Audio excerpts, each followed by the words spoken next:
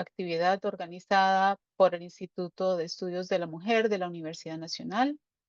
El día de hoy nos reunimos para la presentación de los resultados de la investigación sobre el cumplimiento del Estado costarricense en la atención prioritaria e integral a familiares de víctimas de femicidio.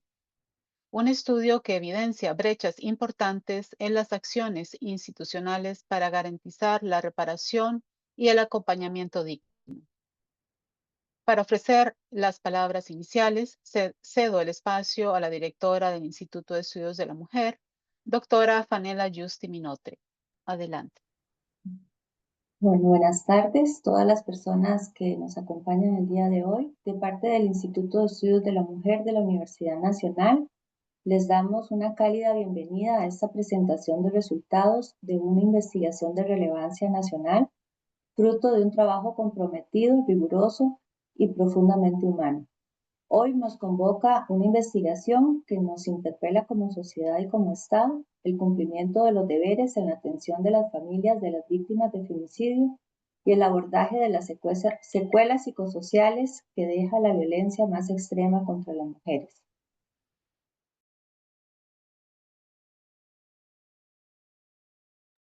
Con permiso, se silenció el micrófono, Fanela, disculpe. Ay, todo el rato estoy con el micrófono apagado.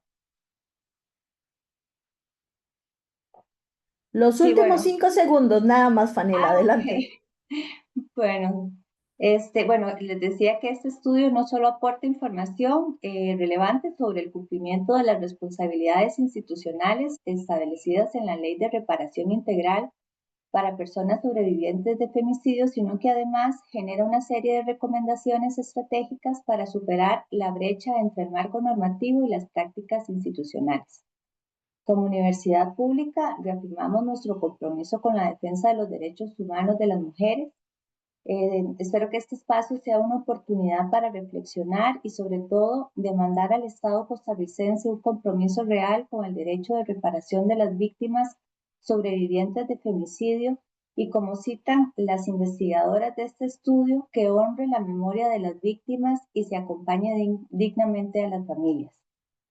Agradecemos profundamente a quienes hicieron posible este estudio y a quienes nos acompañan.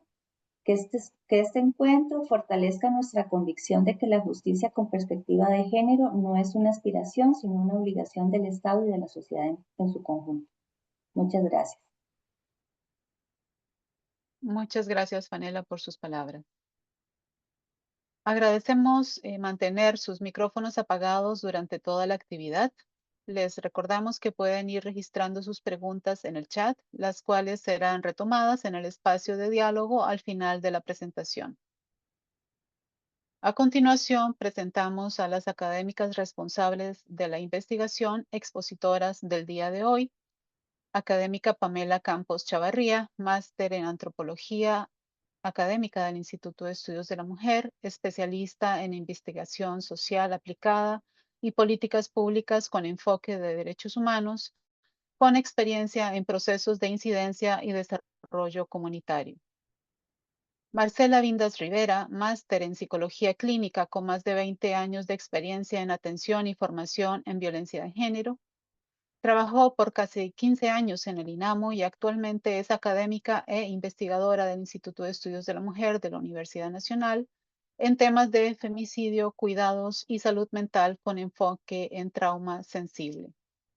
Académica Larisa Arroyo Navarrete, quien es abogada y especialista en derechos humanos, con trayectoria en organismos internacionales y procesos de defensa de derechos humanos de las mujeres y población LGBTIQ+. Les damos la más cordial bienvenida y agradecemos profundamente su aporte. Sin más preámbulo, les dejo con las expositoras. Adelante.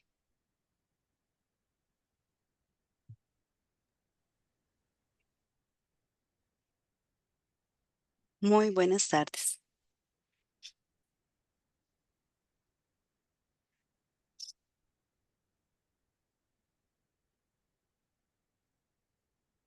Muy buenas tardes. Bueno, sabemos que el femicidio como manifestación más extrema de la violencia contra las mujeres representa un fenómeno de alta complejidad social y jurídica. A pesar de su gravedad, los estudios en torno a sus efectos biopsicosociales sobre las personas sobrevivientes han sido escasos hasta el momento, en parte por las dificultades metodológicas y éticas que supone trabajar con esta población y con los núcleos familiares. Según datos del Observatorio de la Violencia de Costa Rica, entre el 2007 y octubre del 2015 se han registrado 536 femicidios. En el 2025 se identifican 29 casos, según la Fiscalía Junta de Género, el Organismo de Investigación Judicial, la Gestoría de Violencia Doméstica y el Subproceso de Estadística del Poder Judicial.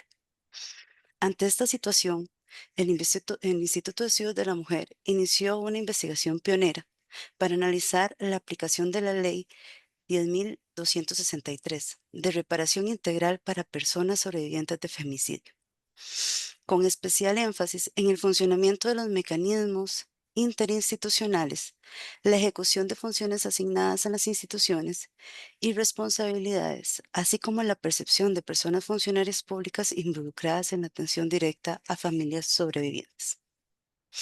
La Ley de Reparación Integral para Personas Sobrevivientes de Femicidio busca garantizar la atención prioritaria y reparación integral de las familias víctimas. Sin embargo, su implementación enfrenta desafíos significativos, como la falta de reglamentación detallada sobre roles, competencias, presuntos institucionales, ausencia también de mecanismos especializados de atención biopsicosocial en las instituciones públicas, así como factores estructurales que tienen que ver con corte presupuestaria, infraestructura, capacitación de personal, entre otros, que limitan su actuar. Es por ello que se planteó la investigación con el objetivo de analizar los mecanismos y responsabilidades institucionales establecidos en la ley 10.263 para el funcionariado de reparación integral para las personas sobrevivientes de femicidio a partir de las percepciones del funcionariado de primera atención sobre las secuelas biopsicosociales de las personas sobrevivientes, con el propósito de generar insumos que contribuyan a la sensibilización y concientización del funcionariado público. Como objetivos específicos nos planteamos desarrollar los mecanismos y responsabilidades institucionales que definen la ley en cada institución competente. Identificar las diferentes manifestaciones biopsicosociales que han sufrido las personas sobrevivientes de femicidio a partir de la percepción del funcionariado de primera instancia de atención primaria y identificar los desafíos vigentes que enfrentan las personas funcionarias en la atención directa a las personas sobrevivientes de femicidio en el marco de la implementación de la ley. A nivel de nuestro enfoque y metodología de trabajo, la investigación se desarrolló bajo un enfoque cualitativo organizado en dos fases. Una primera fase estuvo desarrollada entre junio y diciembre del 2023, en la que se hicieron una serie de revisiones, sistematizaciones, análisis de literatura a cargo de un equipo. Y en una segunda fase de marzo de 2024 a diciembre de 2024, en el que se hizo un diseño y aplicación de instrumentos y se dio una recolección y análisis de datos.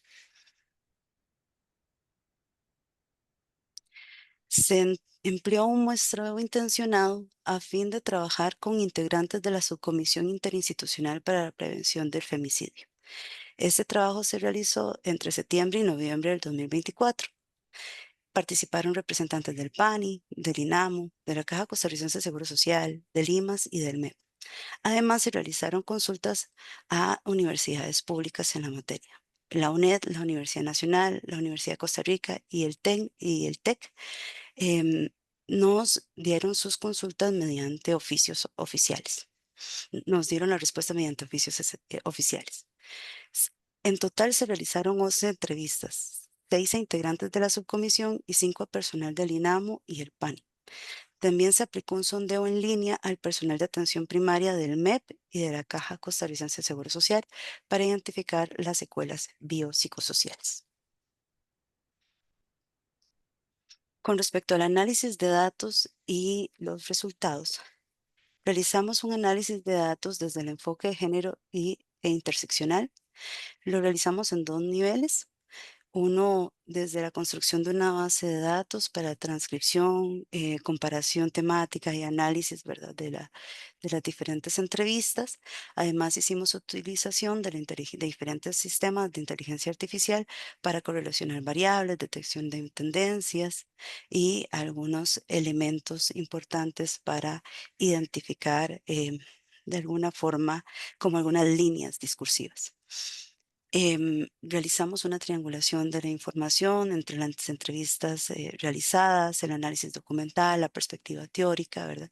Y principalmente todo el marco normativo que acompaña la ley 10.263, así como incluir la perspectiva y el análisis de la normativa internacional y de los organismos internacionales que han dado diferentes tratados en la materia. En cuanto a la devolución y las limitaciones, durante este año, en los últimos 3 meses, hemos realizado la devolución a cada una de las instituciones que participaron en el estudio, ya personalizada y enfocada específicamente en lo identificado a nivel de cada institución.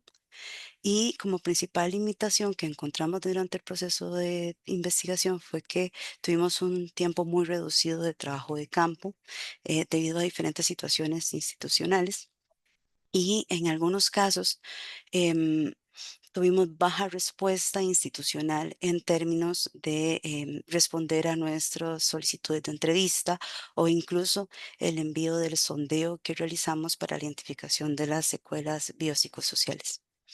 Un elemento importante a destacar en este proceso es que la investigación, al realizarse en 2 fases, la primera fase estuvo liderada y acompañada por Xiomara Castro Chávez, David Paniagua, Andrea Morales Méndez, quien en ese momento era estudiante del Instituto de Estudios de la Mujer, y Génesis Valenciano Murillo, quien también era estudiante del Instituto de Estudios de la Mujer. Estas personas nos apoyaron durante la primera fase de la investigación y en la segunda fase pues está este equipo investigador.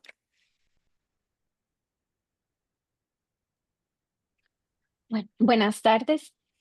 Eh, Voy a tocar algunos elementos del marco teórico que son puntos de partida, creo, importantes y necesarios para comprender de base el tema que estamos desarrollando. ¿Verdad? Partimos de que hay la existencia, perdón, de una estructura patriarcal que va a sostener estos mecanismos de poder y de control sobre la vida de las mujeres, ¿verdad? A través de estos procesos de socialización que van a plantear estas masculinidades y estas feminidades más tradicionales y que buscan siempre el tema de controlar la vida de las mujeres.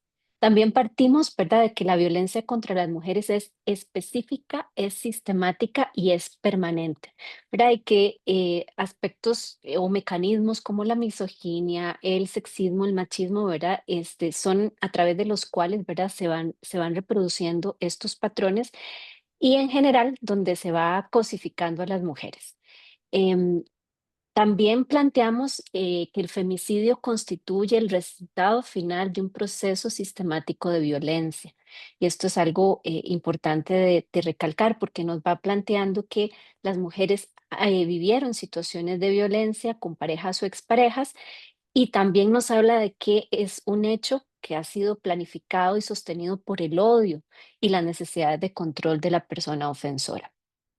También partimos de que tanto el ambiente personal y familiar de las mujeres víctimas de femicidio han sido impactadas a su vez por la vivencia de la agresión previa, ya sea porque hayan sido testigos, porque hayan recibido también la agresión directa por parte de esta persona ofensora.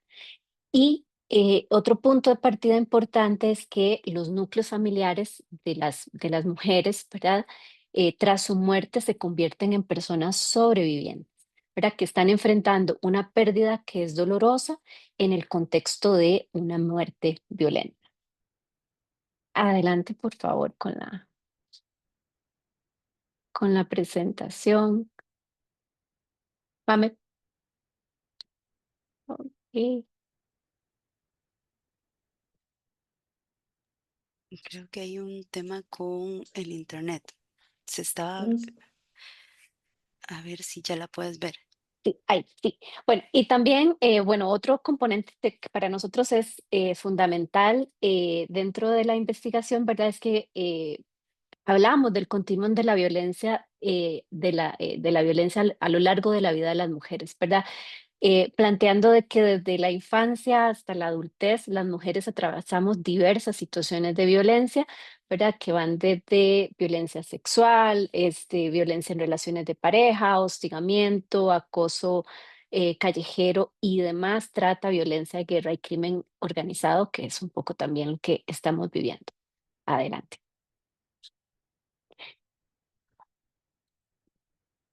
Bien, en términos del femicidio como tal, también comprender, ¿verdad? Se observa que, como les decía, es el resultado de un proceso de situaciones de agresión, de odio y de control, ¿verdad? Que se considera que es la expresión más extrema de la violencia, el femicidio como tal, eh, no solo desde el lugar de la muerte, de la pérdida de la mujer, sino también muchas veces por las formas tan crueles y vengativas en que son asesinadas. Además, planteamos, ¿verdad?, que el entorno familiar, lo que les decía, son personas sobrevivientes indirectos que van a enfrentar un impacto emocional, económico y social.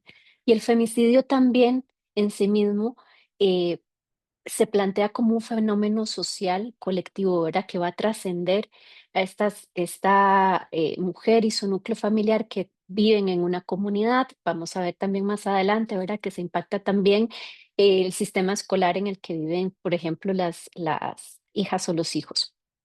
Adelante. Bien.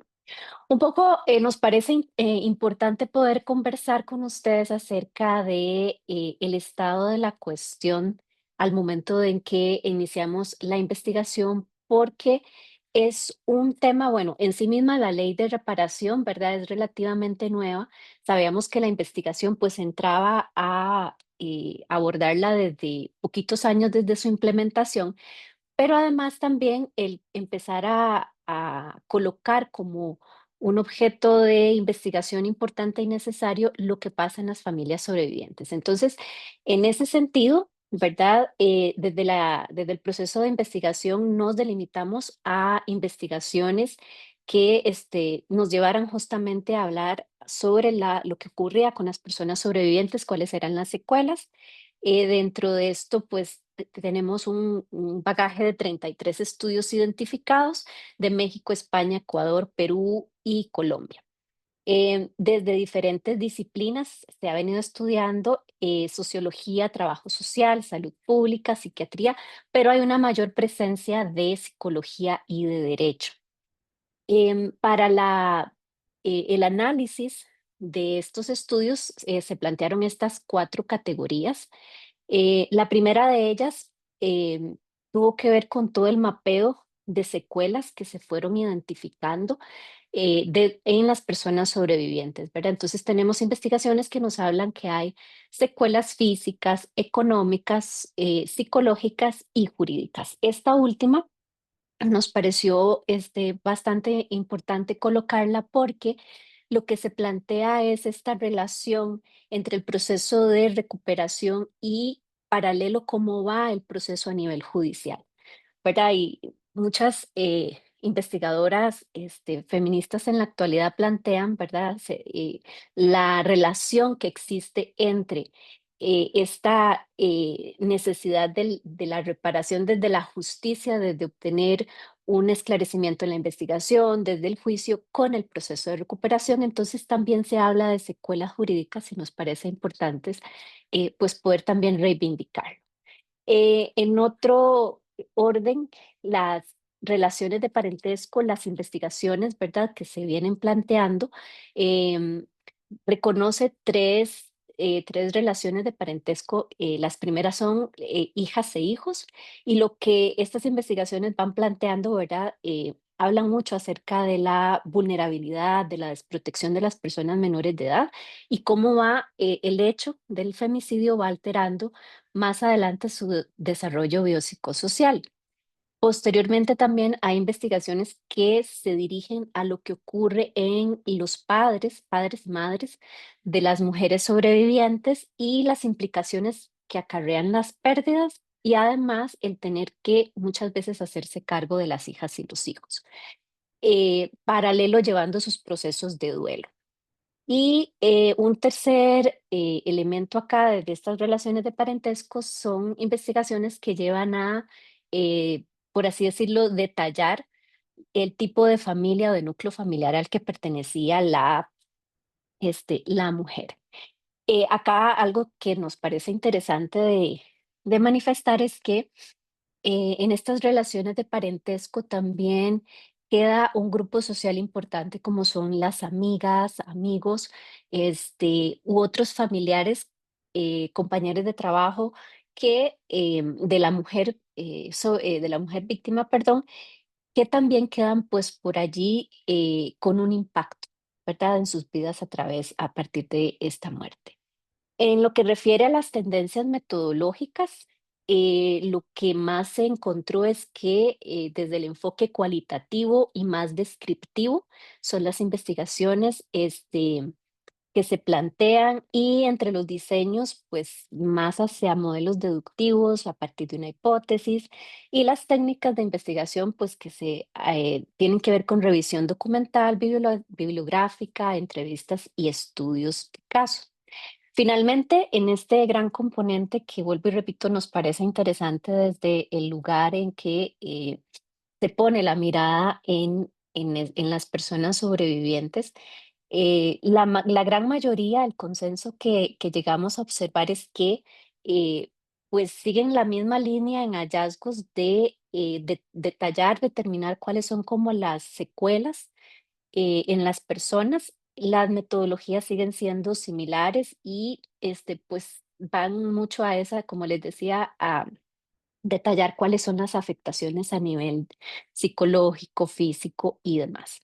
Y solamente aquí colocamos lo que les decía anteriormente, ¿verdad? De la importancia también de más adelante poder ampliar a otras personas, otras relaciones y vínculos afectivos que tenían las mujeres, donde también se prevé el impacto.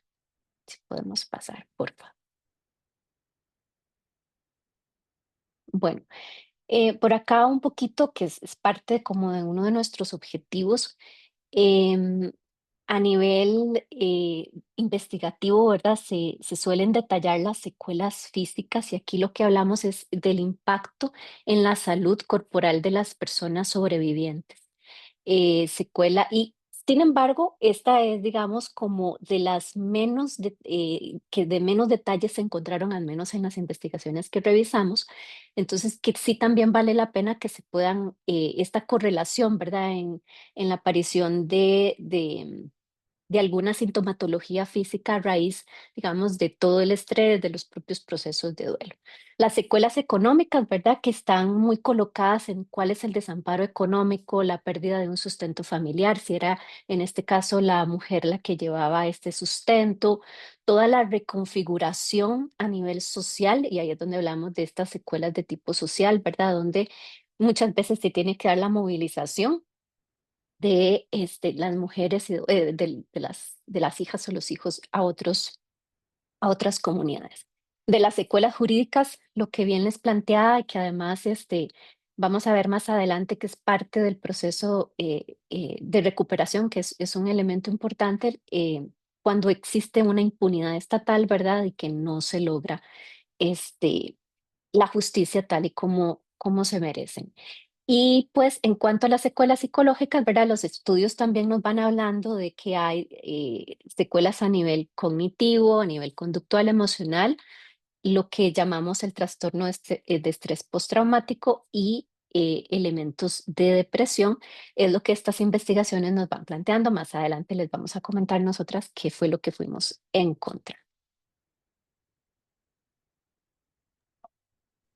Bueno, Muchísimas gracias, Ay, espérenme que no quité no puse la cámara.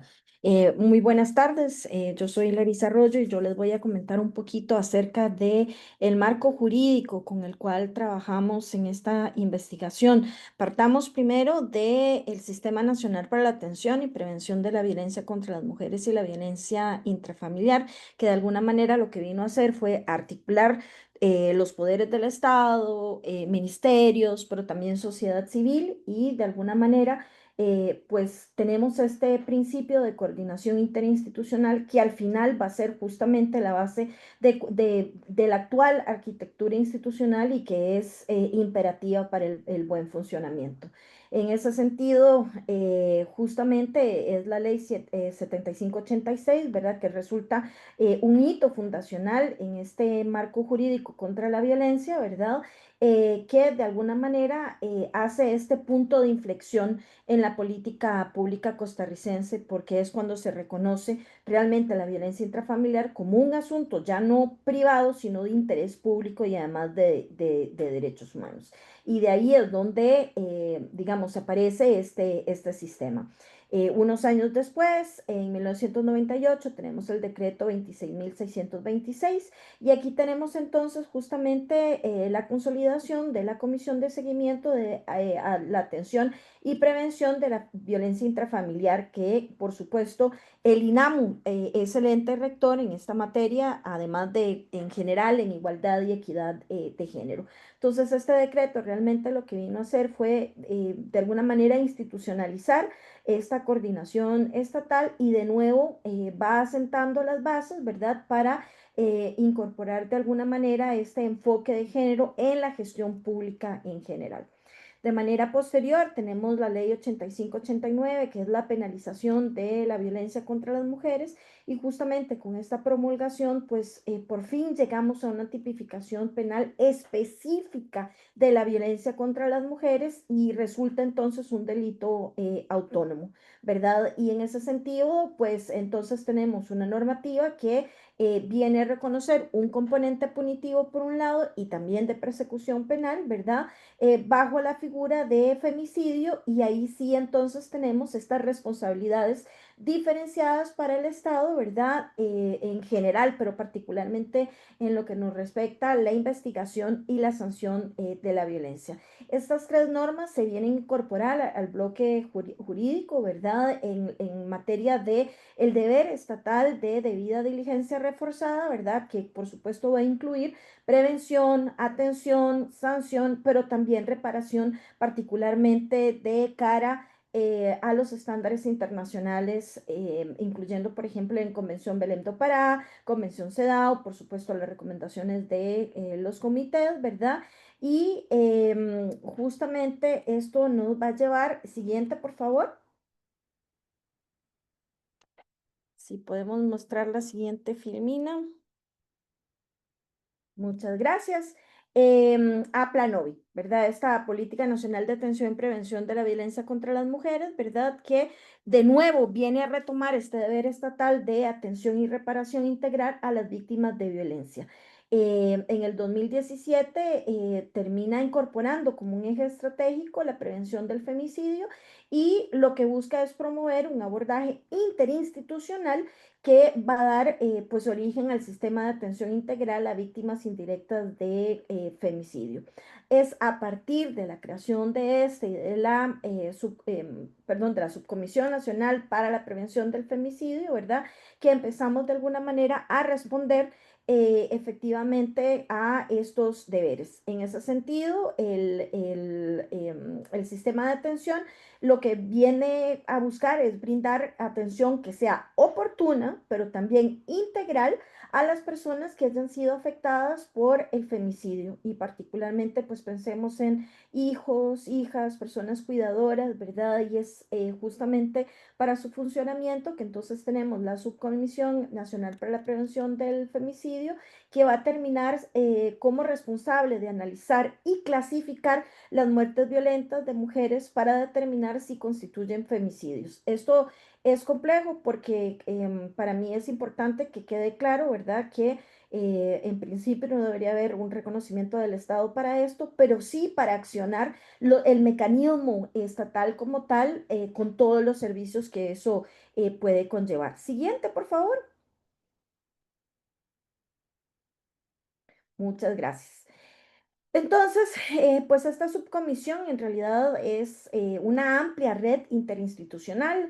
Tenemos al Poder Judicial, Fiscalía Adjunta de Género, OIJ, Secretaría Técnica de Género, el Observatorio de Violencia de Género, el INAMU, diversos ministerios, Seguridad, Salud, Educación, Justicia, tenemos al PANI, tenemos al TEC también y tenemos a una ONG que es CEFEMINA. Y en ese sentido, pues vamos a tener una guía para el registro y clasificación de femicidios. Y para esto, pues el Poder Judicial dispone de esta guía, ¿verdad? Que lo que va a hacer es orientar el registro y clasificación de las muertes violentas de mujeres que algunas veces, recordarán, pueden ser femicidios en sus diferentes tipos, ¿verdad? O pueden ser muertes violentas de mujeres. Y en las reuniones de la subcomisión, lo que se busca hacer es justamente hacer una preclasificación de los casos que luego se analiza y se determina, ahí sí, de manera vinculante por mayoría, para de alguna manera dar esta coherencia en la clasificación de los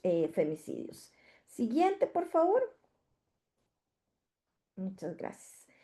Y entonces con esto llegamos justamente al 2022 con la ley 10.263, que es la reparación integral para personas sobrevivientes de femicidio. Esta ley lo que hace es establecer un régimen de reparación integral con un fondo económico de reparación para poder garantizar justicia, pero también reparación a las personas sobrevivientes de femicidio. De nuevo, pensemos en familiares directos, hijos, hijas, ¿verdad? Y la norma reconoce este derecho a la reparación tanto económica como material, como simbólica, en servicios, con fundamento en este deber del Estado de resarcir los daños físicos, psicológicos, patrimoniales y sociales que fueron ocasionados por el femicidio y así de alguna manera se facilita tal vez la reconstrucción de un proyecto de vida que sin duda alguna queda para siempre afectada por lo ocurrido. En ese sentido, vamos a ver entonces estos 5 componentes, ¿verdad? Tenemos un pues, subsidio económico mensual, atención médica, psicológica y psiquiátrica, perdón, que sea garantizada por el Estado, becas educativas desde primaria hasta universidad, acceso a vivienda mediante bonos estatales, asesoría y representación legal. Siguiente, por favor. Muchas gracias. Y en esto, pues pensemos justamente, como les decía, quiénes pueden ser personas beneficiarias. Vamos a tener los hijos y las hijas que lleguen a los 25 años de edad, si han continuado sus estudios, o bien hasta la mayoría de edad, los 18, si no fuera así. Por otro lado, las personas familiares convivientes hasta primer grado de consanguinidad o afinidad que convivían con la víctima, así como personas adultas mayores que sean o que hubieran sido dependientes del cuidado o manutención de la víctima y también personas con discapacidad. En este caso no hay límite de edad, pero sí tienen que haber sido dependientes de la víctima. Por favor, siguiente.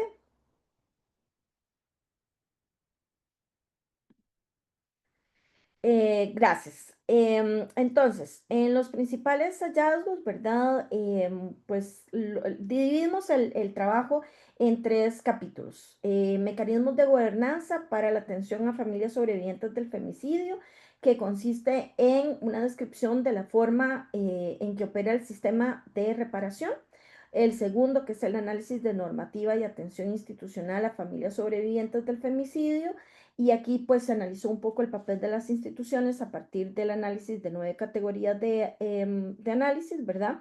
Y el tercero, que sería el análisis sobre la atención psicosocial y secuelas de los núcleos familiares sobrevivientes de femicidio. Y además de eso, se utilizaron también 8 categorías de análisis para estas 3 instituciones. Como tenemos que ser breves, los principales hallazgos aquí los vamos a presentar de manera conjunta e integrada. Siguiente, por favor. Muchas gracias.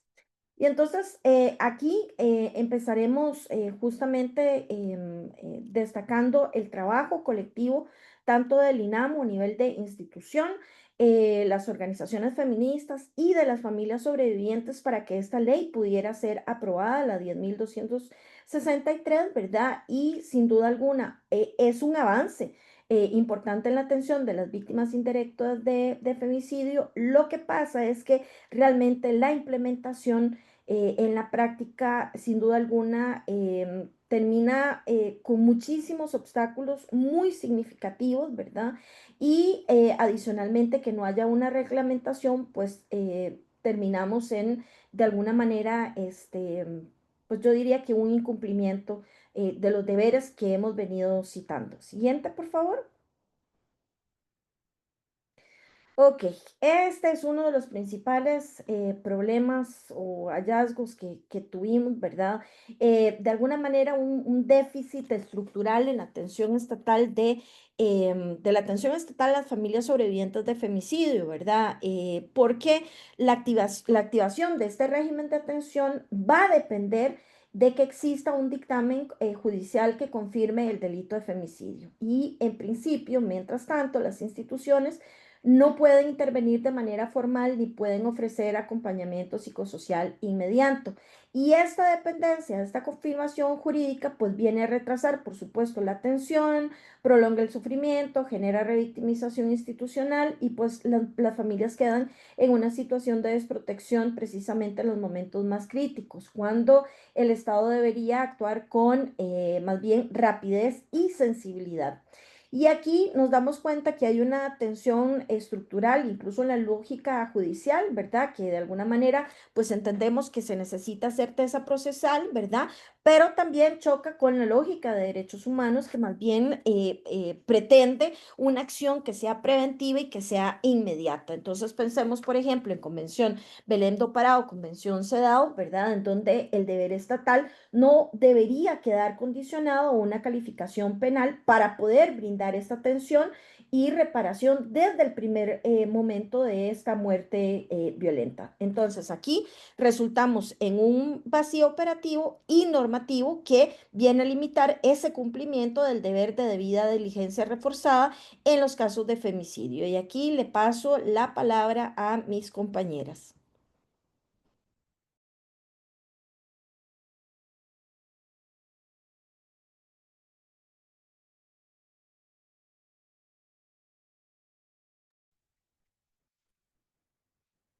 Muchísimas gracias. En correlación con el hallazgo anterior, encontramos un elemento significativo que tiene que ver con la gestión y resguardo de la información sensible. Cabe destacar que los hallazgos que hoy estamos presentando son el análisis conjunto de todas las instituciones o de todas las reflexiones que tuvimos a nivel institucional, ¿no? En algunos casos, pues vamos a hablar de algunos elementos muy puntuales con una institución específica porque de pronto la ley especifica que existen una serie de alguna forma de cumplimientos obligatorios que ya define a cada institución, pero sí es muy importante entender estos hallazgos de forma integral. Con respecto a este tema del resguardo de la información sensible, nos dimos cuenta que la ausencia de una estructura de gobernanza sólida y articulada entre las instituciones, dígase el INAMO, la Caja, el MEP, el IMAS y el PANI, dan un estado fragmentado que de pronto, como bien lo planteaba Larisa, pues no logra responder tan eficazmente las obligaciones establecidas en la ley. Esta investigación enfatiza dos puntos críticos. Uno es la ausencia de los protocolos institucionales que reiteradamente las diferentes personas entrevistadas hicieron salvedad. Si bien existe una guía que de alguna forma da una línea de trabajo desde la subcomisión, sí es real que para el momento de la investigación no existían protocolos institucionales específicos al interno de cada una de estas instituciones para definir lineamientos funciones y una ordenanza que debería de existir para resguardar la información que sabemos de por sí que es sensible.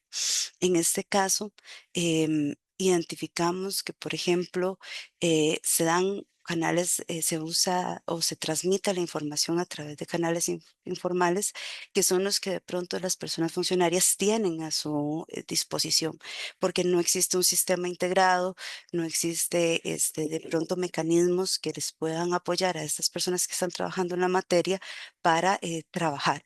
Entonces, ya de forma institucional y oficial. Entonces, ¿qué es lo que le corresponde? Pues tienen que trabajar a través de mensajes de WhatsApp, correos electrónicos, llamadas, y eso de pronto genera filtraciones y expone públicamente información sensible. En algunos momentos incluso termina revictimizando a las víctimas y exponiéndolas. Una muestra de ello, pues la encontramos a través de un fragmento de entrevista que queremos compartir con ustedes, donde la persona nos decía que la ausencia de un protocolo interinstitucional que pueda regular y pueda definir cómo se comporta la información, bajo qué vías y además, obviamente, acompañado de sistemas oficiales definidos para esto, ¿verdad? De algún modo, en algún momento se ha generado filtraciones donde incluso las comunidades a veces se dan cuenta primero de las acciones. Y esto pues sabemos que es muy riesgoso y que es difícil, ¿no? Pero también reconocemos el trabajo que estas personas funcionarias han venido haciendo, que es realmente con las pocas herramientas institucionales que se cuentan, realmente definitivamente se muestra un trabajo demasiado comprometido y formal con este tema. Esto, pues bueno, nos refleja también cómo a nivel estatal hay una cultura de pronto de carencia de protección de los datos, ¿no?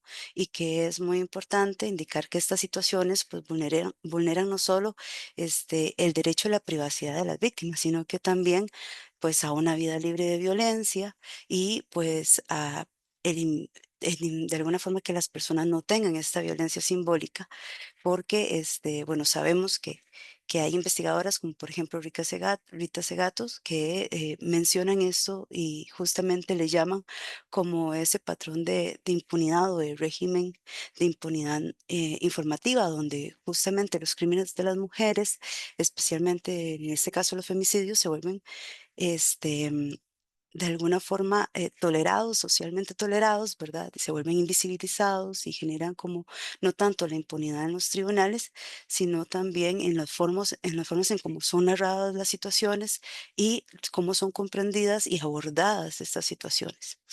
En ese sentido, pues reconocemos que la información es importante, ¿verdad? Resguardarla y urge fortalecer los mecanismos de confidencialidad y de control de los datos, así como incluso el acompañamiento psicosocial, por ejemplo, y garantizar ese derecho a la privacidad que tenemos y esa vida libre de violencia simbólica. Otro elemento que nos encontramos importante que tiene que ver con una atención especial que la ley tiene en términos de atender a la población niñez y adolescencia, ¿verdad? Tanto a niñas, niños y adolescentes. La ley dice y reconoce que las niñas, niños y adolescentes, así como las personas jóvenes menores de 25 años que se encuentren estudiando, ¿verdad? Requieren una reparación específica y un trato especializado. Incluso define condiciones en términos educativos como becas y atención biopsicosocial. Sin embargo, la investigación revela graves limitaciones en términos de poder realmente hacer efectiva esta condición. La ley establece 4 instancias claves o específicas para esta población, entre ellas el PANI, el MEP, el IMAS y menciona las universidades públicas. En este sentido, cuando hablamos del rol del PANI, nos damos cuenta que su rol está enfocado en la intervención, a la primera intervención y a una intervención temprana. Es decir, ellos no necesitan actuar, eh, pueden actuar aunque haya una sospecha de una situación, a pesar de que el Poder Judicial de pronto formalmente no ha establecido, digamos, la situación de femicidio. Entonces esto es algo importante, ¿no? También reconocemos que el PANI ha generado un actuar inmediato y su abordaje pues es de carácter individual y multidimensional, porque el PANI logra articular y puede, por ejemplo, contratar psicólogos específicos para que le den seguimiento a los chicos, a las chicas, ¿verdad? A los adolescentes. Puede también dar asesoría jurídica, o sea, puede activar una serie de mecanismos interesantísimos para apoyar en la materia. Ahora bien, el PANI, a pesar de que tiene toda esta intención, ¿verdad? Tiene limitaciones presupuestarias muy fuertes y el proceso administrativo también de pronto les limita. Y esto pues genera como una serie de huecos peligrosos en los que se pone en juego la salud mental de la niña, del niño, del adolescente, ¿no? En esa situación. Un elemento que podemos destacar recientemente es que en el momento en que estábamos haciendo la investigación, el PANI nos mencionó que estaban haciendo un protocolo interno para atender específicamente esta población. Y hoy ya sabemos que pues ya está activo. Entonces, vendría a ser como un elemento pionero, ¿no? Dentro de estos procesos. En cuanto al rol del MEP, identificamos que al contrario del PANI, que ya tiene un protocolo, ¿verdad? Especializado, el MEP carece de un protocolo y la situación es muy diferente. Según la ley, el MEP debe debe garantizar la atención biopsicosocial, debe de alguna forma hacer traslados educativos también, porque hay uno de los mecanismos que se utilizan con esta población es el traslado de la familia de locación y pues esto obviamente pues genera procesos fuertes de desarraigo. Y además, si le sumamos todo el tema del trauma que ya viene asociado, pues bueno, esto genera complicaciones, ¿no? Em, Sin embargo, a pesar de que se establece eso como una ruta, no cuenta como con un protocolo oficial interno para poder estandarizar los procesos de atención. Entonces, esto genera procesos ajustados a la medida de cada contexto. Y cuando me refiero a esto, me refiero a que esto va a depender de los recursos, de la capacidad, de dónde surgió, ¿verdad? Porque sabemos que los diferentes centros educativos tienen muchas características, no todos tienen los mismos recursos, el mismo personal, las mismas formas, ¿no? Los mismos abordajes. Y esto pues se ve todavía más en zonas rurales. Porque en las zonas rurales, por ejemplo, en palabras un poco de las personas entrevistadas, a veces se tienen que improvisar algunas soluciones justamente porque a pesar de que no se quiere, las desigualdades estructurales de los centros educativos son tales que realmente es imposible garantizar una estándar en la atención. Y pues bueno, esto al final, ¿verdad? También se refleja en que hay personas que no tienen capacitaciones específicas para abordar estos casos. Tampoco hay personas como de alguna forma que estén especializadas en el abordaje de violencia basada en género y genera como limitaciones serias, ¿no? Hasta incluso mucha frustración en el personal en el abordaje de esto.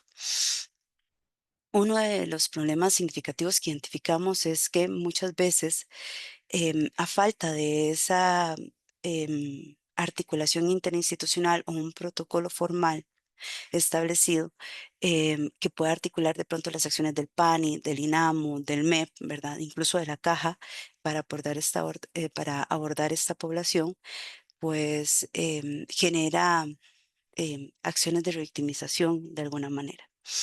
Ahora bien, este, pensemos en que la ruta en la que el MEP trabaja, que es a través de esas reubicaciones, de los jóvenes y de los niños y de las niñas, pues también genera problemas simultáneos, ¿no? Otro tipo de problemas que tienen que ver con adaptación social, con desarraigo, con intervenciones específicas, incluso con apoyos académicos necesarios que tal vez se tenían en una escuela pero ya no se tienen en otra.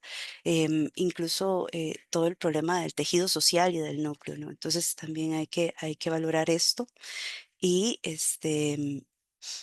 esto surge a raíz de que el MEP no dispone de un mecanismo específico, ¿no? Para este abordaje de una forma más integral. En cuanto al rol de Limas, la ley establece que, y lo dice así, que en un plazo de 15 días máximo se deben otorgar una serie de becas o de subsidios para estas poblaciones. Sin embargo, en la práctica, el IMAD reconoce que esto que su sistema de subsidios y sus diferentes programas está condicionado específicamente al Sistema Nacional de Información y Registro Único de Beneficiarios, del SINIRUBE. Esto pues contradice un poco este principio universal de la ley, ¿verdad? Porque implica que solamente las personas que puedan entrar dentro de la línea de pobreza y pobreza extrema puedan acceder a estos servicios. En la práctica no existe un mecanismo específico o especializado para los núcleos familiares víctimas de femicidio. Y esto pues repercute directamente muchas veces incluso en abuelas o en cuidadoras que quedan mucho al cuidado de sus nietos y de sus nietas y que pues genera problemas también, ¿verdad?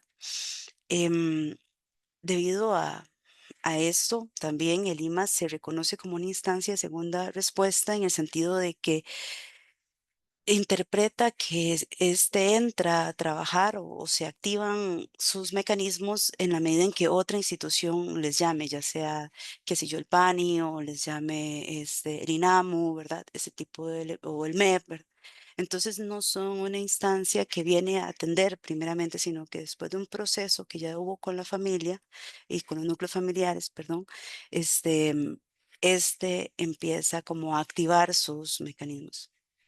Ahora, finalmente, en términos de las universidades, la ley establece o hace un llamado a las universidades a que establezcan sistemas de becas a estas poblaciones.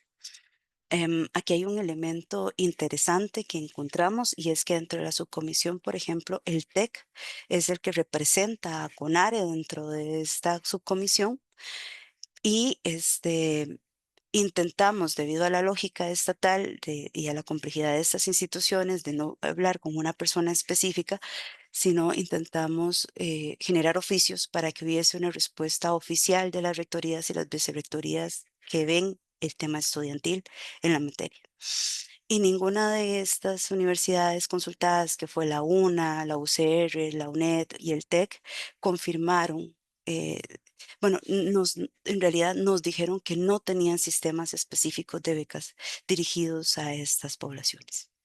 Y esto pues también nos está dando una alarma, ¿verdad? A nivel institucional interno de una contradicción al mandato pues de la ley.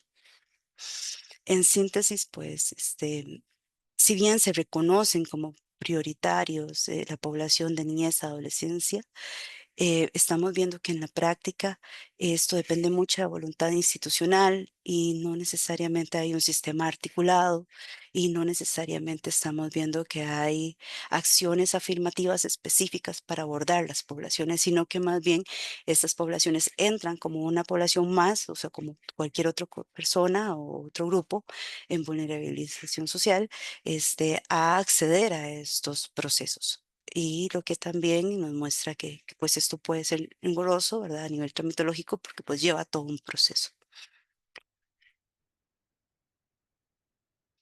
Y a continuación le comparto la palabra a Marcela. Gracias. Bueno, un cuarto elemento dentro de nuestros hallazgos tiene que ver con lo que es la atención psicosocial y secuelas de los núcleos familiares sobrevivientes de femicidio. Acá es importante hacer una salvedad en términos de que como investigación no estábamos o no nos propusimos eh, eh, eh, mm, hablar directamente con personas sobrevivientes, sino con personas funcionarias que hubiesen atendido a personas sobrevivientes. Sin embargo, parte de nuestras limitaciones es que solamente pudimos hacer entrevista con personal del INAMO que da atención directa.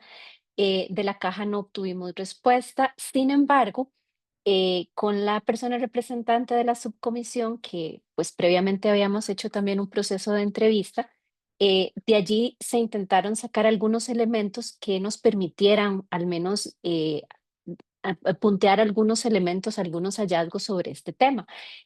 Comentarles que para este análisis nos planteamos las siguientes categorías de análisis para este personal de atención, ¿verdad? Em, y estas categorías son lo que tiene que ver con cómo se traduce la atención prioritaria de estas personas de acuerdo a lo que la ley establece. Y aquí es importante recordar que la ley establece que la atención psicológica está colocada en el sistema de la Caja Costarricense del Seguro Social. Sin embargo, también es importante plantear que al INAMO también se le indica que debe dar la atención y bueno, sabemos que el INAMO en sí mismo tiene un sistema especializado de atención a mujeres que están en situaciones de violencia en relación de pareja. También entramos a conocer un poco cuál era, si había equipos especializados en atención de personas sobrevivientes, cuáles era como ese perfil, si existía un protocolo de atención específico a esta población, cuál era el marco teórico o conceptual de la atención que se les estaba brindando. Eh, con el tema de secuelas biopsicosociales, también, bueno, parte de nuestra metodología incluía un formulario de consulta que sí se intentó que pudiese llegar a bastantes personas que daban atención de estas instituciones, Caja, INAMO, PANI. Sin embargo, realmente no tuvimos una respuesta, fue mínima, entonces no podemos generalizar lo que estos formularios nos fueron diciendo, ¿verdad? En el mapeo de las secuelas.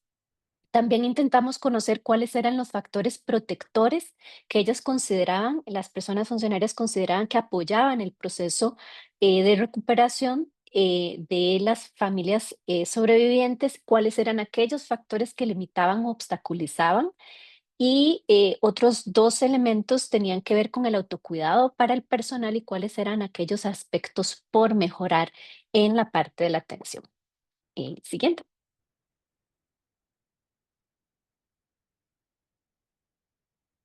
Bueno.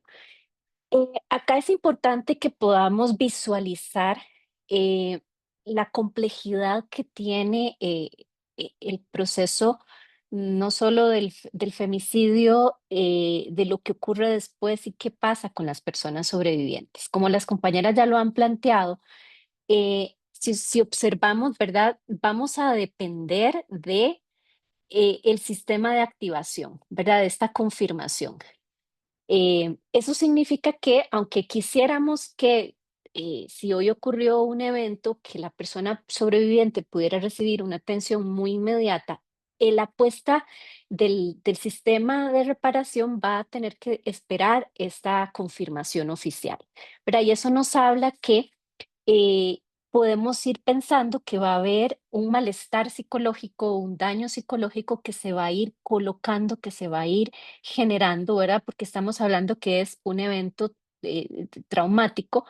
em, en cualquiera de las circunstancias, sea que las personas sobrevivientes estuvieran presentes o no, en realidad estamos hablando que hay un impacto psicológico. Entonces ya de antemano, tal cual el sistema de reparación lo plantea, hay como una contradicción, ¿verdad? En términos que necesitaríamos que esta atención, ¿verdad? No tenga que esperar 6 meses, no sé, 4 meses para poder ponerse en acción. Ahora bien, el otro punto tiene que ver con, en caso de que se confirme que es un femicidio y, como explicaban las compañeras, ya se le comunique a las instituciones que sí se necesita activar ese sistema.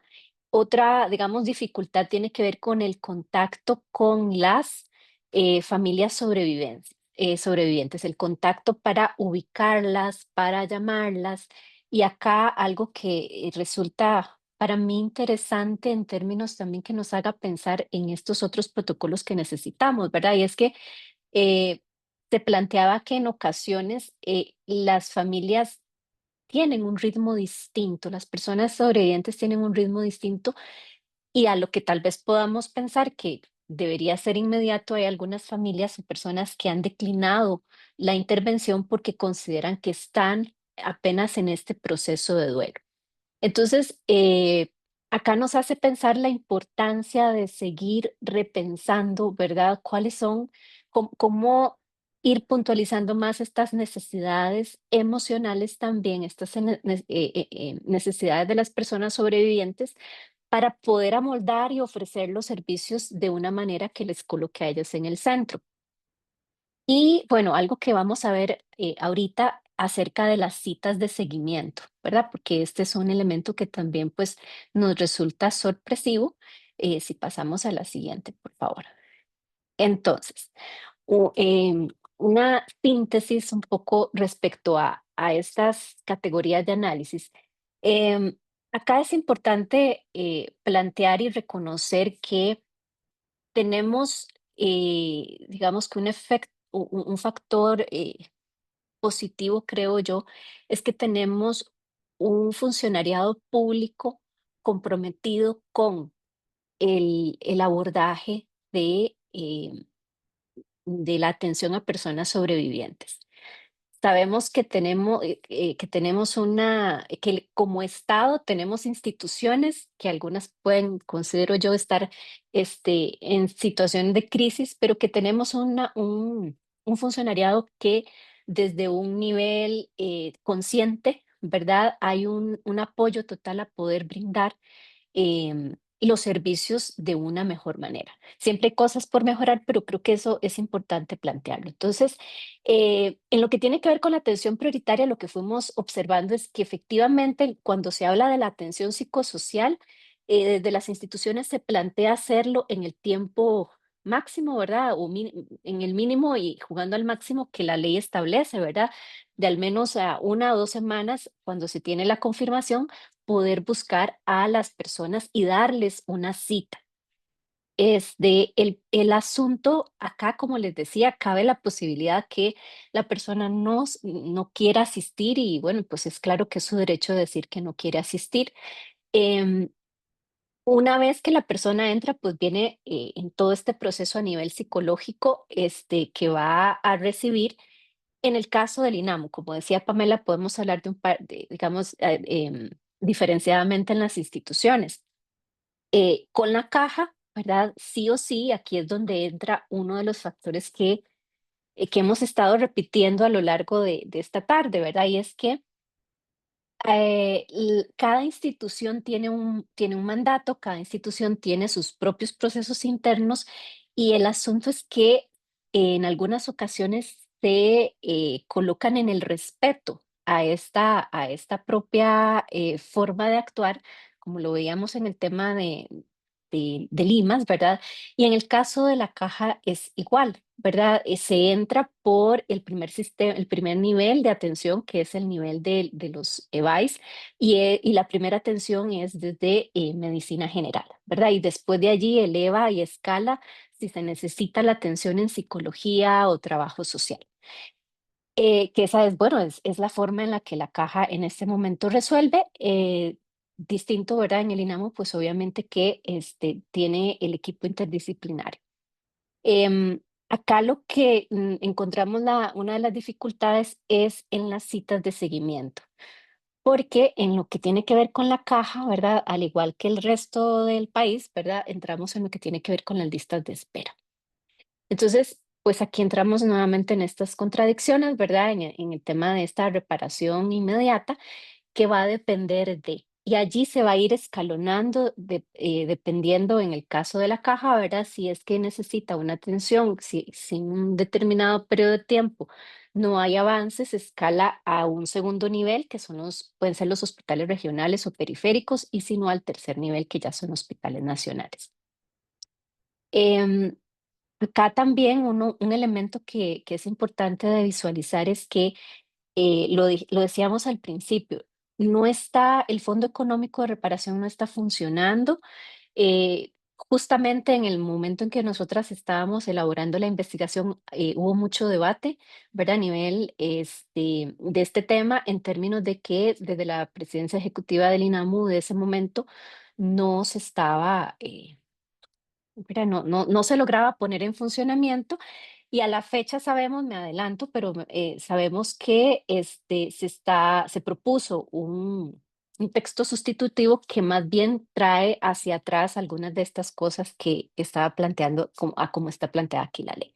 Entonces, el fondo de reparación muchas veces hace que las familias tampoco puedan iniciar este proceso de reparación, porque todas, ¿verdad? Sabemos que si mis necesidades básicas no están en este momento, si tengo que pensar en que tengo que buscar alimento, tengo que buscar vivienda, este proceso psicológico va a quedar allí de alguna manera en pausa. Y con todo eso juegan también las personas que van a recibir esa atención. Aquí también es importante hacer mención eh, de las mujeres, ¿verdad? Que son las que se quedan, muchas veces las abuelas que quedan a cargo de estas hijas o estos hijos y que entonces también tienen que vivir paralelamente su proceso de duelo y volviendo a asumir un sistema de crianza. La segunda categoría del análisis que queríamos revisar era si existía un equipo interdisciplinario en específico que diera atención al tema de personas sobrevivientes. En este caso, pues no se cuenta con un equipo como tal, ¿verdad? Sino que se tienen diferentes especialidades. Tenemos acá medicina, psicología y psiquiatría en la caja y pues el caso del INAMU sí cuenta con psicología, trabajo social y derecho, pero como lo planteamos, ¿verdad? Los sistemas de atención del INAMU están orientados a la atención de mujeres que están en situaciones de violencia. Esto no, ¿verdad? Son estos mismos equipos pues los que sí tienen que también dar seguimiento a estos casos. Em, Mencionamos acá que el MEP en sí mismo, como decía ahora Pamela, ¿verdad? Es muy puntual lo que la ley le plantea, pero este, en caso de femicidio, es la Contraloría de Estudiantes la que tiene que entrar a dar, digamos, el seguimiento y la atención que requiera el centro educativo en ese momento. Y em, esto, pues, sí tiene como el- digámosle que como una pequeña dificultad en tanto la Contraloría de Estudiantes, lo que se plantea es que a lo interno de la institución, ¿verdad? Se visualiza como un ente más regulador. Em, en el caso del PANI, ¿verdad? El PANI tiene también su parte de atención interdisciplinaria, ¿verdad? Y como se mencionaba anteriormente, tienen la posibilidad de contratar servicios profesionales si no lo consiguen, por ejemplo, dar la atención que la persona menor de edad necesita. Y esto nos parece que es una experiencia positiva también y quiero resaltar acá también, como mencionaban, que el PANI venía elaborando, sé que ya lo elaboraron, un protocolo, ¿verdad? De atención interna de cómo abordar los casos de femicidio.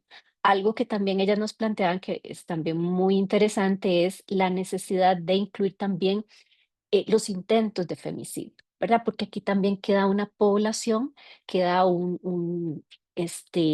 una situación también compleja que es necesaria de abordar.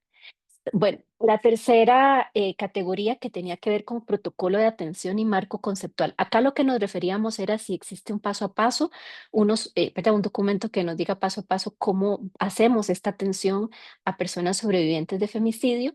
Creo que todas las instancias están claras en que em, no se tiene este protocolo, pero de que sí hay una necesidad de elaborarlo.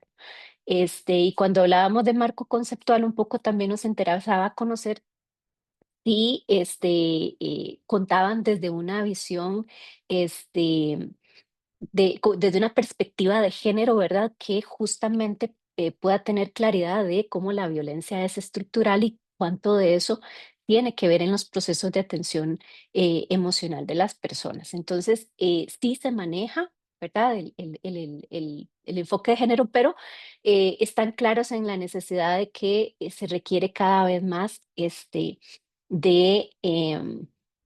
de poder tener más procesos, digamos, no solo el protocolo, sino también de continuar capacitándose. Algo que aquí también es importante de rescatar es lo siguiente.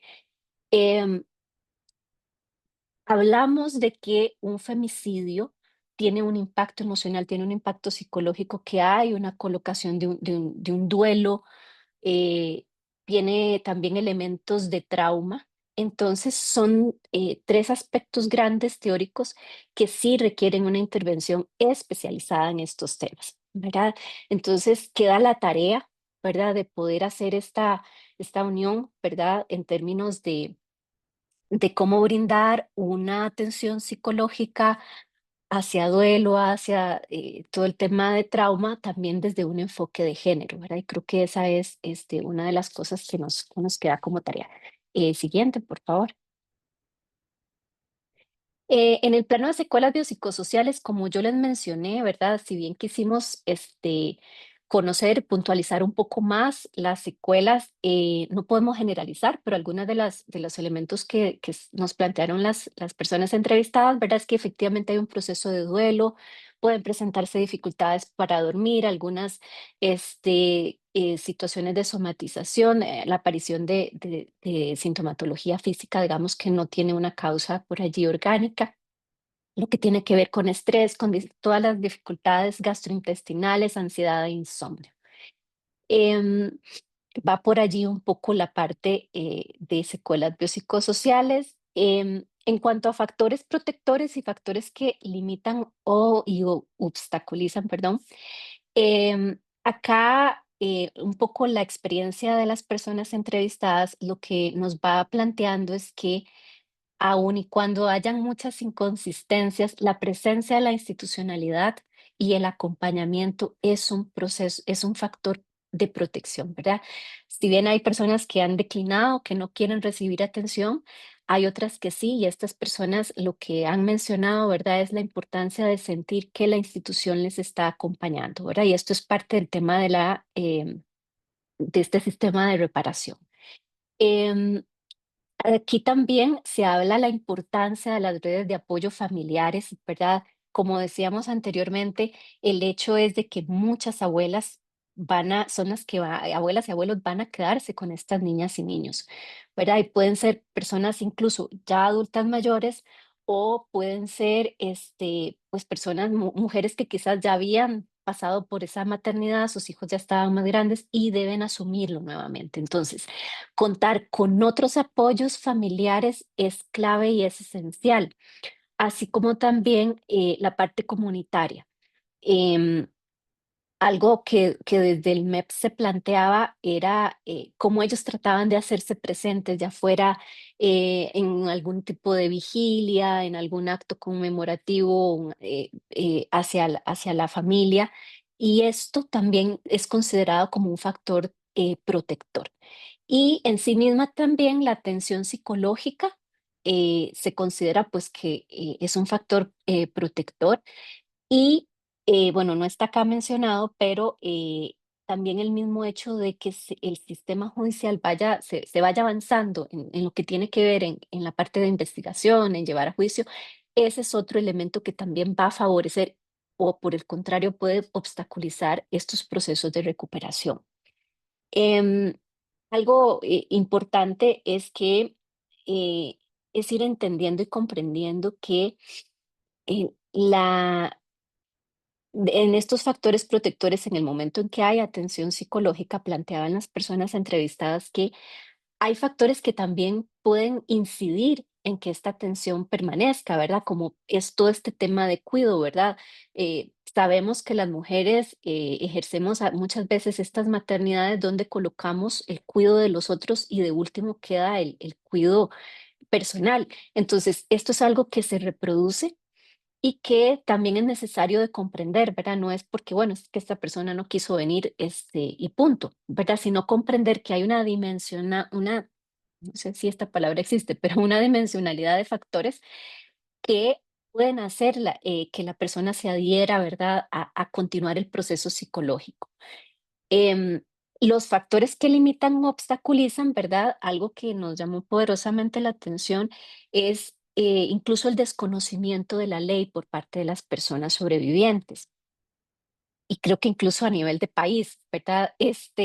Entonces aquí nos llama la atención a la necesidad eh, de hacer una campaña, podemos decir eso, ¿verdad? De que las personas se enteren de que está esta ley de reparación, ¿verdad? Entonces, es importante que podamos hacer ese, digamos, como ese llamado institucional a que se pueda promover que la ley existe. Otra de los factores que se planteaban son propiamente los lineamientos propios, perdón, de cada institución. Em, en términos, como hablábamos, de las listas de espera, en términos de que si de repente, por ejemplo, el fondo económico no está y yo tengo una cita, tal vez se logró o se refirió a que la persona de una zona rural tuviese que venir al hospital de niños para recibir atención psicológica a alguna de las personas menores de edad y el tema económico no está cubierto. También además, lo que les decía, bueno, esta inoperatividad del fondo y además otro elemento tiene que ver con los comentarios negativos o críticas del entorno social, que también se da, ¿verdad? Que esto sabemos que es muy común el juzgamiento a todas las razones que hizo la persona y tuvo la mujer para que la mataran, ¿verdad? Realmente a veces la crítica se pone desde ese lugar, incluso de las mismas autoridades. Entonces eso también tiene un impacto negativo, ¿verdad? Hay muchas familias que de repente prefieren, ¿verdad? Hacer más un aislamiento social para no seguir exponiéndose al dolor de estar escuchando comentarios negativos. Adelante, por favor.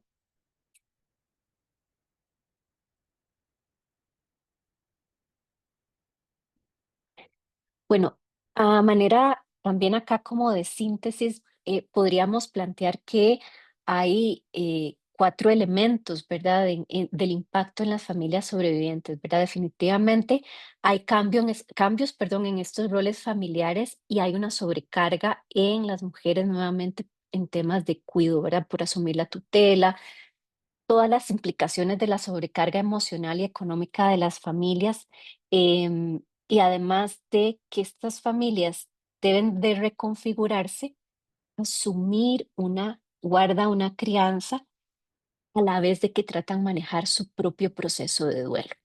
Para las propias preguntas internas de lo que se pudo o no se pudo haber hecho. Y es real que también nuevamente estamos viendo la reproducción de que son estas mujeres, y algunas mujeres adultas mayores, que tienen que volver a reasumir esta carga y desde un lugar muy doloroso. También se puede dar el aislamiento social, lo que les planteaba, ¿verdad? Por esta desconfianza, por el tema de reubicaciones, por razones de seguridad incluso, ¿verdad? En algunos casos donde pues se mantiene un riesgo de parte de la persona ofensora que van a afectar la vida cotidiana. El impacto educativo, que sí efectivamente puede haber deserción, bajo rendimiento, especialmente en hijas o hijas mayores que incluso tienen que asumir, ¿verdad? Cuidado de sus hermanitos menores y tienen que dejar sus estudios por la necesidad de trabajar. Y pues por supuesto lo que tiene que ver con la salud y el desarrollo de las personas menores de edad, ¿verdad? Hay un cambio en el sistema familiar, hay una orfandad, hay muchas veces pueden haber sido niños testigos, ¿verdad? Del hecho y pues cambia el curso por completo de la vida. Y acá, perdón, nada más, bueno, sí, esto nos lleva a un último punto que lo titulamos de esa manera, ¿verdad? Que es, existe una invisibilización del derecho a la salud mental de las personas sobrevivientes, ¿verdad? Porque lo que hemos venido hablando no se reconoce, ¿verdad? En sí mismo lo que pasa después del mujeres, ¿verdad? En términos de que son efectos prolongados, ¿verdad? Que vamos a tener en todas las personas integrantes. Sabemos que cada persona eh, tramita de manera diferente su propio proceso, su propio dolor, em, pero pareciera que hay como un desconocimiento que se murió la mujer y sí, hubo un duelo, pero la vida de estas personas, la vida se vio, digamos, modificada. Entonces, falta un reconocimiento de los efectos prolongados del trauma, del tema del duelo, de las necesidades básicas y primarias, y que nos llama la atención a poder también girar dentro de las si bien tenemos una política de salud mental, de poder generar, eh, digamos, líneas de acción hacia esta población. Acá.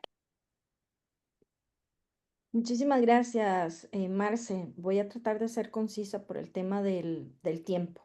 Yo creo que queda en evidencia que la ley 10.263 es un avance, esto lo dijimos anteriormente, y que de alguna manera se empieza, y cuando digo se empieza, es literalmente se empieza porque no se reconoce plenamente a las personas sobrevivientes de femicidio como personas sujetas de derecho.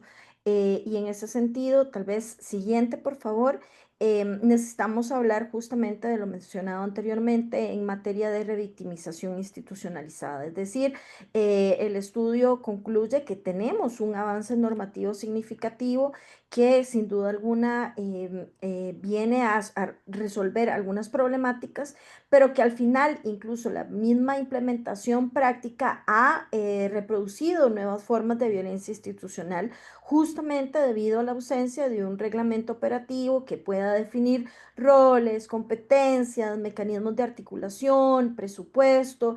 Y aquí es donde definitivamente podemos decir contundentemente que el Estado, por omisión o por inacción, está perpetuando esa exclusión de las mujeres y de sus familias sobrevivientes, ¿verdad? Y así el trauma, en lugar de garantizar pues reparación y justicia. Y en ese sentido, justamente la reparación integral parece ser reducida a asistencia. Es un principio de reparación integral que se ve como transformador, multidimensional, pero realmente lo que vimos fue que terminan siendo medidas asistencialistas que no incluyen componentes, por ejemplo, simbólicos, sociales, de memoria colectiva, de no repetición, etcétera, y termina siendo una especie de favor. Y en el contexto en el que estamos, realmente creo que es muy preocupante, ¿verdad? No se ve como un derecho, sino que se ve como un favor y definitivamente le quita ese potencial transformador y la garantía de no repetición. Y en ese sentido también quisiera tal vez invitarles a leer los mensajes que nos dejó Xavier Sánchez, que creo que justamente vienen a dar un ejemplo de lo que puede suceder justamente cuando no hay atención, particularmente en los casos fuera del GAM, pero también en el GAM, solo que se agrava fuera de este. Siguiente, por favor. Y entonces vemos que tenemos obstáculos jurídicos, que definitivamente hay revictimización, ¿verdad? Y que hay una debilidad en la gobernanza institucional que necesitamos ver cómo resolver para que haya una articulación sólida entre entidades, ¿verdad? Y esto no se puede hacer sin un reglamento. Ahora, de nuevo, el requisito de clasificación judicial del femicidio, ¿verdad? Viene a contradecir estos principios de debida diligencia y de atención sin discriminación de las convenciones. Le pido a Pamela, por favor, que continúe.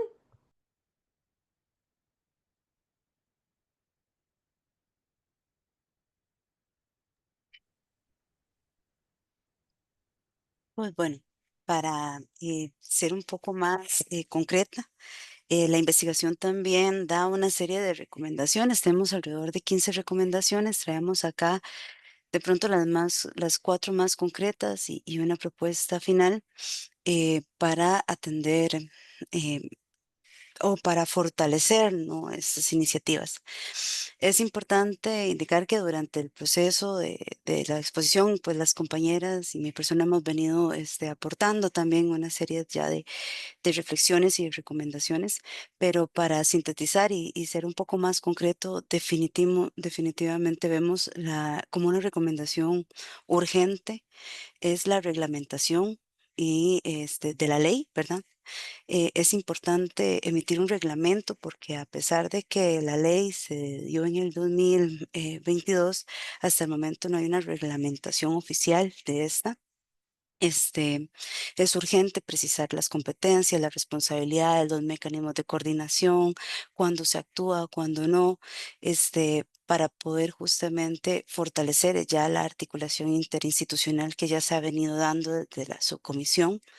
Es urgente también ingresar medidas afirmativas en términos de atención vulnerable, de personas, de atención de población vulnerable como niñez, adolescencia, personas adultas mayores, personas residentes de zonas rurales, personas indígenas, afro, ¿no? Que realmente se enfrentan a barreras estructurales específicas con ciertas condiciones muy particulares y que necesitamos ver esas particularidades también dentro de estos protocolos y dentro de esta reglamentación institucional. Otro elemento importante tiene que ver con la reforma y el fortalecimiento ya a la ley. Reconocemos, como decía Larisa y Marcela, que este es un buen esfuerzo, ¿verdad? Que la ley 10.263 pues viene a ser un primer esfuerzo. Sin embargo, hay que trabajarla, hay que fortalecerla. Vemos la importancia de incluir temas como protección de datos personales, temas de confidencialidad, generar mecanismos de reparación simbólica y material eficientes y específicos, definidos para cada institución, independientemente de otros procesos, ¿verdad? Procedimientos importantes también, reconocer o incorporar elementos de procesos de denuncia y negligencia o discriminación institucional, por ejemplo. Importante también hacer menciones específicas a poblaciones diferenciadas, reconociendo la pluriculturalidad y la multiculturalidad de nuestro país. Además de esto, reconocemos la urgencia y recomendamos la creación de un sistema digital único de información que garantice una plataforma interinstitucional para generar un registro unificado con datos segregados por sexo, etnia, ¿verdad? Edad, discapacidad, orientación sexual, etcétera, que permitan también generar análisis de datos para poder hacer acciones afirmativas complementarias, pero además para garantizar la confidencialidad, que es lo más urgente, así como, por ejemplo, sancionar filtraciones de información en caso que se tenga que dar, darle trazabilidad a los casos de una forma eficiente y coordinada interinstitucionalmente, que realmente sepan las instituciones en qué momento o en qué día, en qué momento o qué proceso se está activando a partir del caso, ¿no? Muy importante, reconocemos las acciones que la Subcomisión de Femicidios ha venido haciendo. Reconocemos su labor, que realmente ha trabajado casi que con las uñas, ¿verdad? Y pues es importante establecer o apoyar la estabilidad de las representaciones interinstitucionales de estas. Muchas veces hablábamos con una persona, pero luego hubo un cambio y entonces ahora es otra persona la representante. Esto también al mismo tiempo identificamos que es necesario generar mecanismos o protocolos de trazabilidad de la información y la toma de decisión que se da en la subcomisión, porque de pronto encontrábamos que las personas representantes de la subcomisión tenían muy claros ciertos elementos, pero cuando íbamos de pronto a instancias, por ejemplo, de primera atención, personas que se encargan de atender en primera respuesta, ¿verdad? A las personas de los núcleos familiares, pues de pronto no manejaban el mismo nivel de información. Entonces es importante generar como mecanismos internos que garanticen la ejecución, ¿no? de ciertas normativas, ciertas reflexiones o ciertas recomendaciones que se dan en la comisión.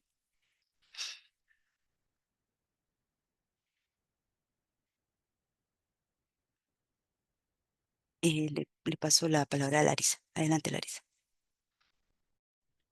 Ok, bueno, entonces ya finalizando y agradeciendo que estén aún aquí, pues nosotros venimos con una propuesta, ¿verdad? Hacia pues un modelo reparador que puede incorporar capacitación permanente, es decir, que haya una formación obligatoria en violencia basada en género, en derechos humanos, interculturalidad y también diversidad, ¿verdad? Para todo el funcionariado. Por otro lado, la sensibilización social, es decir, y creo que Xavier también lo había dicho en algún momento, el tema de la difusión. Bueno, él mencionó que el INAMU no ha cumplido con la aprobación apropiada difusión de la ley, por ejemplo, ¿verdad? Y esto significa, por supuesto, no solo difundirla o más bien no hay que difundirla sin considerar esos contextos culturales, digamos, diversos y de alguna manera reconociendo necesidades específicas de, por ejemplo, mujeres rurales, afrodescendientes o mujeres con discapacidad o población con discapacidad, ¿verdad? Adicionalmente, pues eso significa también, ¿verdad? De alguna manera armonizar programas entre las diferentes instancias, puede ser INAMU, puede ser PANI, puede ser MEP, ¿verdad? Y de nuevo pensando en estas poblaciones vulnerabilizadas. Y en ese sentido, pues el cumplimiento requiere lo que siempre se requiere, que es voluntad política sostenida, por supuesto que recursos financieros adecuados y que también sean sostenidos y un compromiso institucional, es decir, no individual, no necesariamente de la persona jerarca, sino de la institución como tal, con la igualdad de género y con los derechos humanos. Y ahora yo quisiera añadir con todo lo que ha ocurrido con la democracia y el Estado de Derecho. Siguiente, por favor. Y ya con esto finalizaríamos. Marce. Nada más pues plantear, ¿verdad?, que los hallazgos muestran que el Estado costarricense no ha logrado traducir el reconocimiento normativo en una reparación integral transformadora a nivel estructural, ¿verdad? Siguen persistiendo estas estructuras patriarcales, la burocratización excesiva, lo que planteaba Larisa, ¿verdad? La falta de voluntad política reproducen las desigualdades y mantienen un régimen asistencialista que está vulnerando derechos y que necesitamos, pues sí, un compromiso múltiple. Yo agregaría acá nada más, ¿verdad? Que también en este tema hay que seguir dando una observación a lo que pasa en la Asamblea Legislativa, ¿verdad? Porque se aprobó un texto sustitutivo en comisión. De hecho, pues desde el IEM se logró dar también un criterio, ¿verdad?, al respecto negativo en términos de que este, prácticamente que esa propuesta viene como a lo poquito que se había logrado alcanzar hacia la institucionalidad, este, se están eliminando, ¿verdad? Se está eliminando lo que cada institución debería hacer y lo que hasta ahorita poquito se tiene de reparación integral que fuera más expedita. De esta manera, pues concluimos por acá y, perdón, no tenía encendida la cámara. Mi Tenemos chat. varias preguntas por cualquier cosita.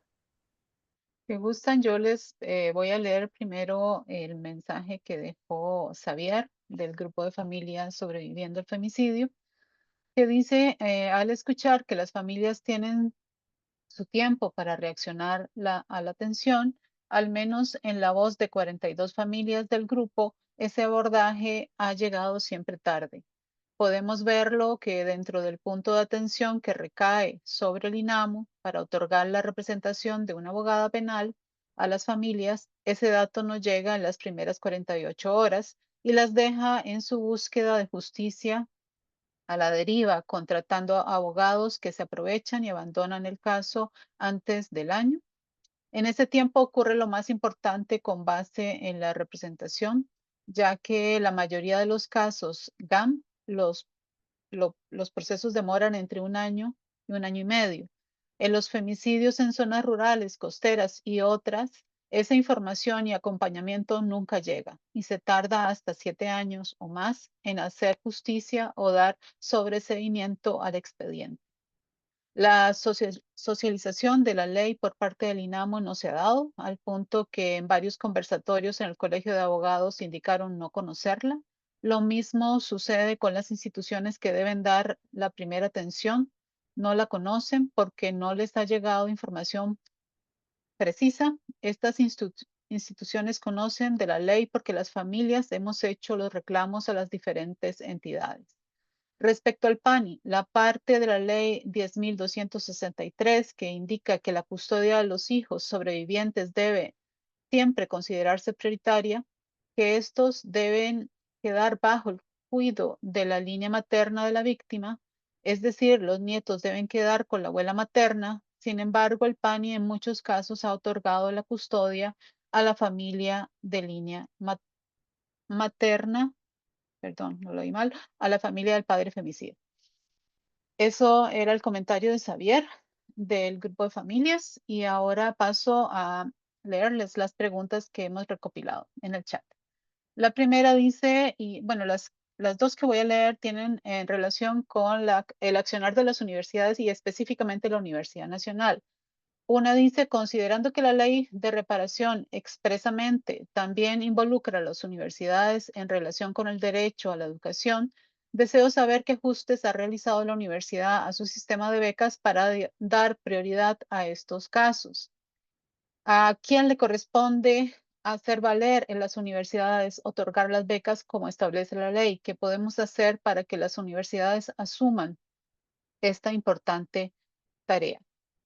Esas serían las primeras preguntas. No sé cuál es, quién de las expositoras, no sé si Marcel vas a responder. Sí, importante plantearles que al menos en el caso de la Universidad Nacional se elevó la consulta a rectoría y desde allí a lo interno se ha venido eh, pues bajando, digamos, por así decirlo, a vicerrectoría de asuntos estudiantiles, perdón si me digo mal el nombre. En este momento ya tenemos una respuesta en términos de que sí hay apertura para poder colocar las becas, ¿verdad? Que es lo que establece la ley en este caso. Pero justamente hoy estábamos en un proceso también porque estamos en este proceso de ajuste, de plantear la mejor manera en que se pueda llevar a cabo. Pero aquí sí es importante aclarar que la ley lo establece. Es decir, que aunque ahorita no esté el mecanismo, si una persona sobreviviente de femicidio quiere acceder a esto, la universidad tiene que plantearlo. En este momento está en el proceso de construcción hacia el cómo a partir, volvemos al punto de lo que hablábamos, ¿verdad? De toda la complejidad interna, pero las modificaciones ya sí se han venido planteando.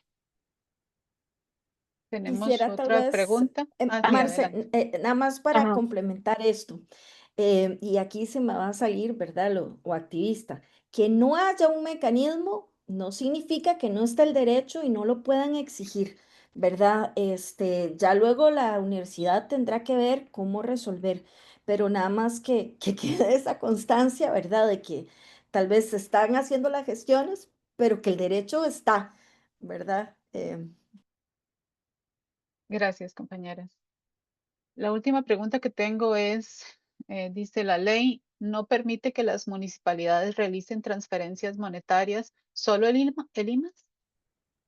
Es lo que establece la ley a este momento, ¿verdad? Pero sí sería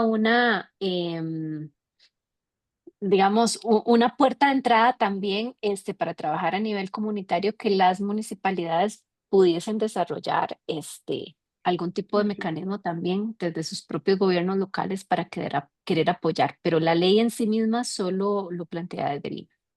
Mm, Para complementar, eso es parte de las reflexiones con respecto a las modificaciones que se puedan dar en términos de la ley, tanto como para poder darle más incidencia o más mecanismos de acción tanto a los gobiernos locales como incluso a las acciones de desarrollo o las mismas organizaciones de sociedad civil que sabemos que pueden aportar bastante en la materia, pero la ley justamente, como lo planteaba Marcela y como hemos venido hablando, habla de instituciones específicas y asigna como ciertas responsabilidades.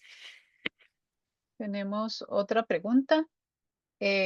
¿Cómo podría garantizarse la continuidad de estas políticas públicas, su mejoramiento y aplicación con todas las instituciones relacionadas más allá de los cambios de gobierno? A mí me apasiona esa pregunta porque justamente creo que queda muy bien en el contexto en el que estamos, ¿verdad? Y aquí yo iría justamente a lo que se propuso, ¿verdad? Por ejemplo, capacitación permanente en materia de perspectiva de género, de violencia basada en género, en derechos humanos, hace que independientemente de quién sea la persona jerarca o de cuál sea el gobierno, ¿verdad? Quede la capacidad técnica instalada. Eso no nos asegura que se vaya a cumplir con todo, tampoco, pero ciertamente podría venir a reforzar. Y el segundo elemento que me parece que también es importante y que consta ahí es el tema de la sensibilización social, el conocer los derechos, conocer los mecanismos, conocer cuál es la normativa que existe, hace que también las personas exijan sus derechos y de alguna manera a través de esa acción van moldeando la institucionalidad también para que vaya respondiendo.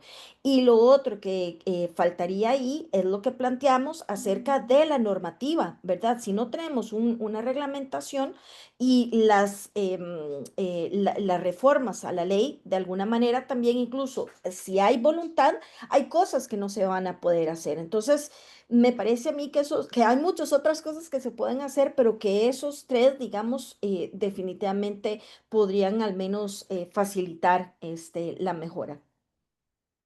Tenemos una última pregunta que dice, Misha, tal ¿qué vez mecanismo? para completar un momento el elemento de Larisa, creo que también la reglamentación de la ley es fundamental para que puedan realmente generarse otro tipo de políticas públicas a lo interno de cada institución y que éstas puedan desarrollar sus propios protocolos. Si bien, por ejemplo, en la Planovi ya se habla, ¿verdad? En su nueva actualización se habla sobre el tema del abordaje, sobre femicidio, sí creo que es fundamental la creación de la reglamentación o el reglamento de la ley para justamente que las instituciones puedan incluso fortalecer ya o incluso formalizar lo que ya vienen haciendo. Gracias, compañeras. Eh, Voy a leer la penúltima porque acaba de entrar otra.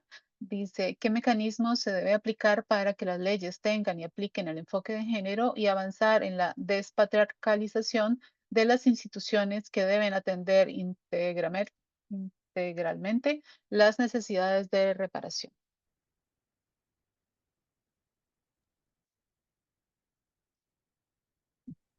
Bueno, voy a avanzar aquí un poquito, Larisa, y ahí cualquier cosa, si vos hay algo que quieras plantear. Eh, Vamos a ver, si nos enmarcamos en el Estado costarricense, tenemos una institución que es el Mecanismo Nacional para la Igualdad y Equidad de Género. Pero entonces, desde allí, el fortalecimiento del INAMU y su protagonismo tiene que ser central en, digamos, en continuar esa promoción. Eh, Sabemos, ¿verdad?, que el tipo de gobierno, el gobierno de turno, ¿verdad?, puede ampliar, puede reducir, puede modificar esto, ¿verdad? Amparado a muchas estrategias, pero creo que aquí el llamado es a que la institución como tal, el INAMU, ¿verdad? Tenemos que estar en una defensa en términos de la institucionalidad como tal, este, y cada vez más la promoción de que el resto de instituciones también puedan seguir planteando e incorporando la perspectiva de género en su quehacer.